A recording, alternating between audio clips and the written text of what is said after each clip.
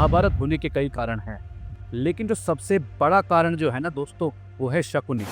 सब जानते कि शकुनी दुर्योधन के कान भरता था, दुर्योधन को बरगलाता था, और वही था जिसके पासों में जो वो मांगता था वो आता था, और जिसके कारण पांडव जो हैं वो बिसात हारे थे, जिसके कारण बाद में द्रौपदी का चीरहरण हुआ और बाद में महाभारत का युद्ध हुआ। लेकिन वैसा करता क्यों था, वो क्यों करता, इसकी पीछे वजह क्या थी, उसका हिडन एजेंडा क्या था। दोस्तों आज हम उसी के बारे में बात करने वाले हैं, इसलिए वीडियो को एंड तक जरूर देखना, और नए हैं तो प्लीज सब्सक्राइब कर दें, वीडियो को लाइक करना मत भूलें। महाभारत का युद्ध शुरू होने के पहले दोस्तों बहुत ऐसी सारी चीजें हैं जो किसी को भी नहीं पता है, और दोस्तों उनमें से एक कहानी ये है। हुआ ये था कि भीष्म पितामह जो थे वो धृतराष्ट्र के लिए एक वधु ढूंढ रहे थे, और तब उन्हें पता लगता है कि गांधार के एक नरेश हैं, राजा हैं, और वहाँ जो गांधार एक राज्य है उसी में से कंधार निकला, और कंधार जो कि आज की डेट में अफगानिस्तान के नाम से जाना जाता है। दोस्तों कईयों की मान्यता ये है कि अफगानिस्तान के आज के जो राजा थे वो शकुनी के माता पिता थे, यानी कि गांधार नरेश थे। तो भीष्म पितामह पहुंच जाते हैं गांधार नरेश के पास और कहते हैं कि आपकी बेटी गांधारी का मैं हाथ मांगता हूँ हमारे यहाँ के राजा के लिए, जिनका नाम है धृतराष्ट्र। और धृतराष्ट्र अंधे थे, नेत्रहीन थे, वो चाहते नहीं थे कि उनकी बेटी की शादी भीष्म पितामह के खानदान में हो। लेकिन दोस्तों हुआ ये, क्योंकि वो एक कमजोर राज्य के राजा थे तो उनको उनकी बात माननी पड़ी। लेकिन दोस्तों गांधार नरेश तो चुप रह गए, लेकिन इसके पीछे कितनी वजह जुड़ गई जिसके बाद महाभारत का युद्ध हुआ। क्योंकि दोस्तों आगे चल के भीष्म पितामह को ये मालूम पड़ा, जिसके बाद उन्हें लगा कि उनके साथ बहुत बड़ा धोखा हुआ है, उनके साथ ही नहीं उनके पूरे राज्य के साथ धोखा हुआ है। दोस्तों वो बात क्या थी, बात ये थी दोस्तों कि गांधारी जो थी वो मांगलिक थी, और धृतराष्ट्र शादी से पहले गांधारी की शादी बकरे से कराई गई थी और बकरे की बलि दी थी। दोस्तों ऐसा माना जाता है कई जगहों पे कि जिनका मंगल बहुत भारी होता है, उनके पति या उनकी बीवी, उनका देहांत हो सकता है, और उससे बचने के लिए कभी पेड़ से, कभी जानवर से, कभी नारियल से, बकरे से या इधर उधर से उनकी शादी कराई जाती है, और उसके बाद में उसकी बलि दी जाती है, ताकि वो जो विपदा है वो उस पेड़ या उस बकरे या उस जानवर के जरिए वो टल जाए। लेकिन दोस्तों बाद में भीष्म पितामह को लगता है कि उनके साथ बहुत बड़ा धोखा हुआ है और उनसे ये बहुत बड़ी बात छुपाई गई। और दोस्तों आप जानते हैं कि भीष्म पितामह कितने पावरफुल थे।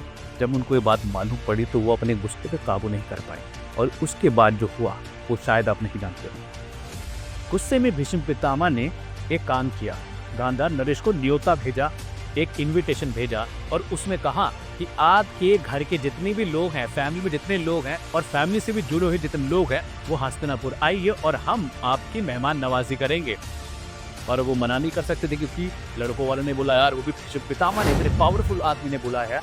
और जब वो आए तब भीष्म पितामह ने उनको एक सेल के अंदर एक कारागार में बंद कर दिया।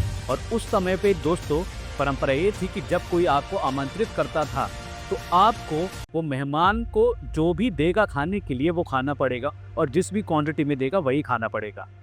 इन सबको गुस्से में दोस्तों जेल में डाल दिया और एक कारागार में बंद कर दिया।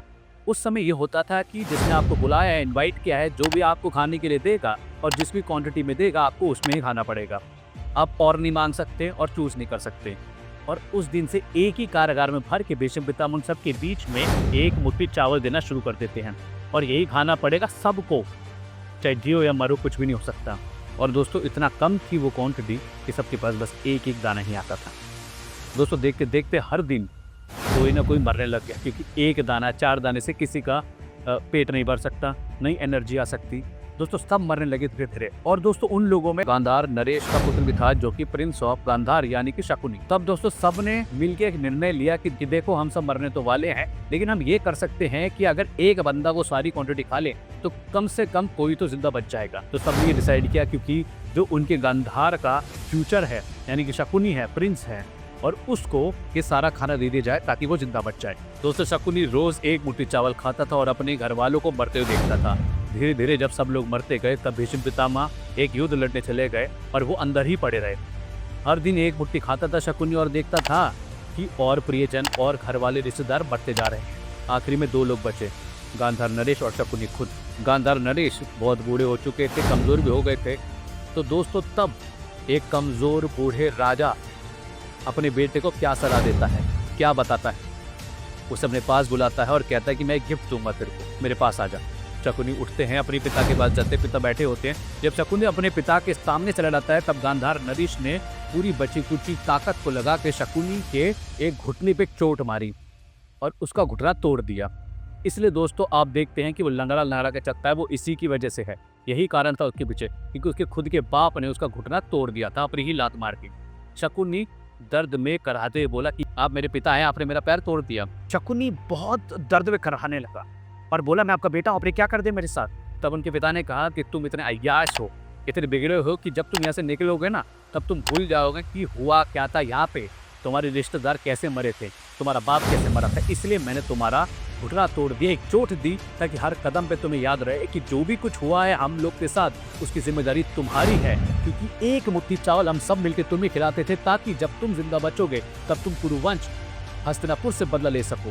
क्योंकि अब मैंने तुम्हारा घुटना तोड़ दिया है, तुम्हें अपाहिज भी बना दिया है, तो अब मैं एक सच में शक्ति देता हूँ, तुम्हें एक वरदान देता हूँ कि जब मैं मर जाऊंगा मेरा अंतिम संस्कार मत करना, मेरी हड्डियों का एक पासा बनाना, और जब वो पासा चलोगे तब जो तुम चाहोगे, जो अंक तुम्हारे मन में होगा वही अंक उस पासे में आएगा।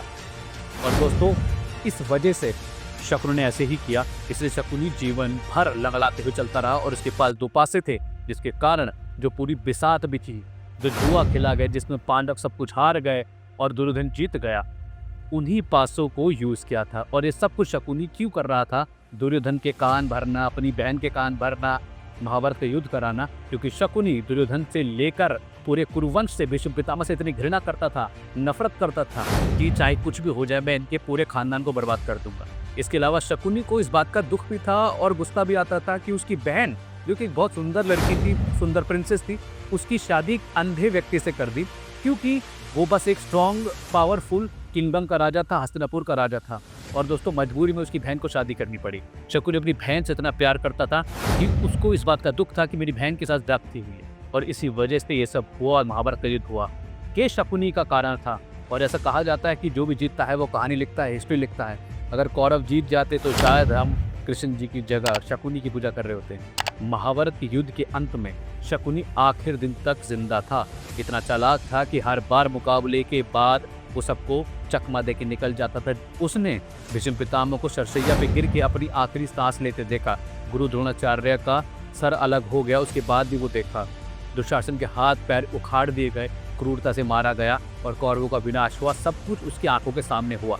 लेकिन शकुनी मन ही मन संतुष्ट था कि उसने अपने पिता को दिया गया वचन को पूरा कर दिया, कुरुवंश से बदला ले लिया, भाइयों को आपस में लड़वा दिया। उसने कुरुवंश से बदला ले लिया था। कुरुक्षेत्र के युद्ध के 18वें दिन पर सहदेव ने शकुनी को युद्ध के मैदान में ललकारा। सहदेव 5 पांडवों में सबसे ज्ञानी थे। वो शकुनी के मन की बात जानते थे। वो ये भी जानते थे कि शकुनी ने ही कौरवों को पांडवों को खिलाफ भड़का कर युद्ध करवाया है, और इसीलिए सहदेव ने शकुनी को समझाने की बहुत कोशिश की कि अब वो जंग छोड़ दे, क्योंकि शकुनी ने जो भी चाहा था वो हासिल कर लिया था। अब उसे गांधार लौट कर वहाँ राज करना चाहिए था। उसी पल शकुनी के मन में पछतावा हुआ। वो सहदेव से खुल के बात करने लगा, जैसे कि कोई बुजुर्ग अपनी जिंदगी भर की कहानी एक छोटे बच्चे को बता रहा हो।